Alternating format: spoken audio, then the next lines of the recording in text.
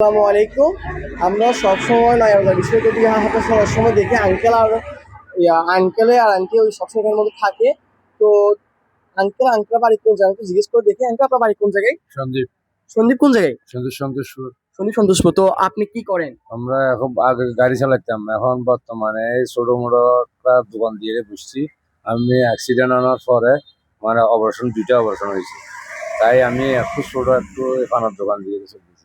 আপনি শুধু কি এই পানের দোকান করেন না অন্য কোনো ব্যবসায় আছে না, আপনার? অন্য কোনো ব্যবসা নাই। আমরা মানে গরিব মানুষ, এই পানার দোকান দিয়ে জন্য চলতেছি একটু কষ্ট কষ্ট করি। আপনার ছেলে মেয়ে কেউ নেই? আমার মেয়েরা দুইটা মেয়ে আছে, ছেলে নাই। আমার ছেলে পেলে নাই, দুটো মেয়ে আছে, বিয়ে দিয়ে দিছি কষ্ট কষ্ট করি কোনো মতে।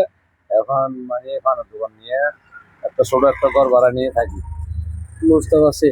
তো আপনাদের এই পানের ব্যবসা দিয়ে কি আপনাদের কি সংসার ফ্যামিলি কি চলে? কি করবো এখন কোনো মতে কোনো মতে চলা আর কি, সব দুই তিনশো টাকা পাই, এইভাবে চলি। কষ্ট হয়েছে আর কি, বেশি কষ্ট হয়েছে। ঘর ভাড়া বাড়ি দিতে পারতেছি না। এই মানে প্রায় ওষুধ পর্যন্ত চালাতে পারতেছি না, খুব কষ্ট হয়েছে। বুঝতে পারছি। তো মনে করেন আপনারা যে এই ছোট একটা ব্যবসা নিয়ে চলতেছেন, তো আপনাদের একটা মাসিক খরচ তো আছে, তো এসে আপনাদের এখানে ভাড়া থাকেন না?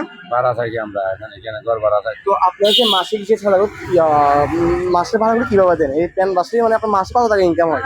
মাসে মনে করেন ডেলি যদি 200 250 টাকা 300 টাকা থাকে, তাহলে এখান থেকে 50 টাকা রাখি কোনো মাসে ঘর ভাড়া দিই।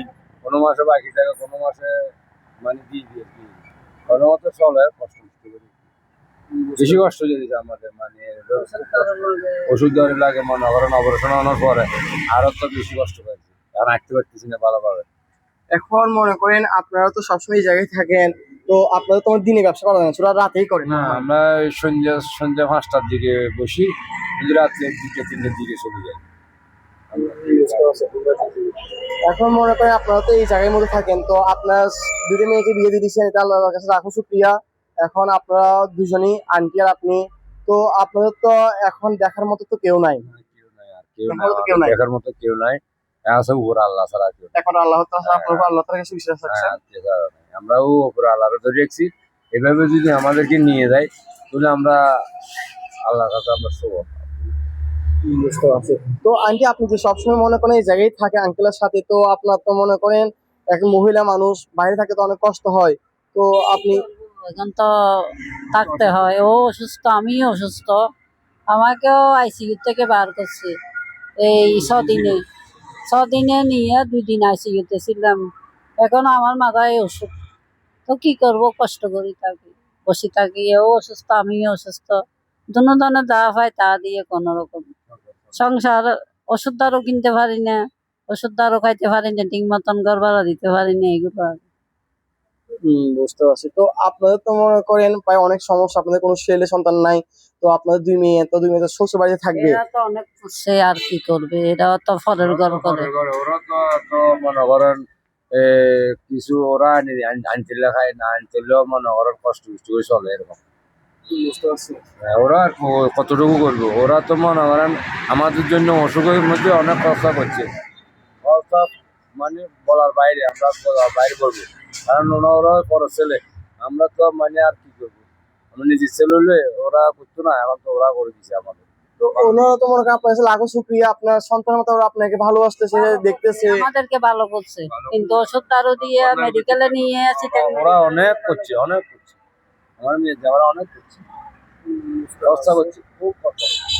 তো এখন মনে করেন আপনি এমনি কি কোনো ব্যবসা বড় করতে চান? ওরা কিভাবে করবো, এইভাবে চলে যেতে যদি আপনি কোনো ব্যবসা উন্নতি হইতেছে না, কিছু হচ্ছে না, তো আপনি করতে পারি না, টাকা পয়সা নাই, এখন কিভাবে বড় করবো এটাই। বুঝতে পারছি। তো দেখেন আপনারা দেখেন আমার এই আঙ্কেল আন্টি সবসময় মনে করে রাতে 3টা পর্যন্ত বাইরে থাকে। তো অনেকে মনে করে ওদেরকে পুলিশ এবং নানান ধরনের মানে কিছু রেখেতে হয়, তো এখানে মানে কি ওরা ঠিক মতো ব্যবসা করতে পারতেছে না। এই দোকানদার থেকে মনে করেন লাইটটা মনে করেন ভাড়া নিচ্ছে প্রতি মাসে 150 থেকে 200 টাকা দিয়ে দিতে হয়।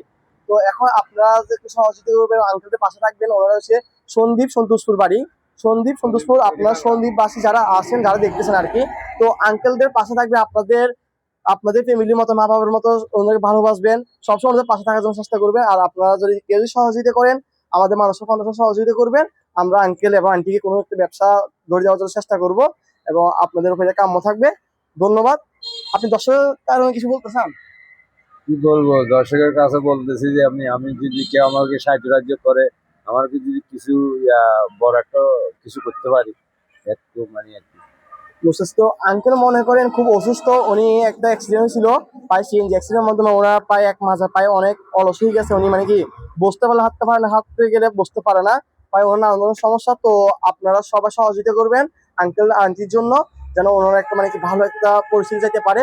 তো এটা আপনাদের কাছে কাম্য থাকবে। আমি মানুষের কন্যাশ থেকে বলতেছি, মোবারক হোসেন রামিন। ধন্যবাদ। আসসালামু আলাইকুম।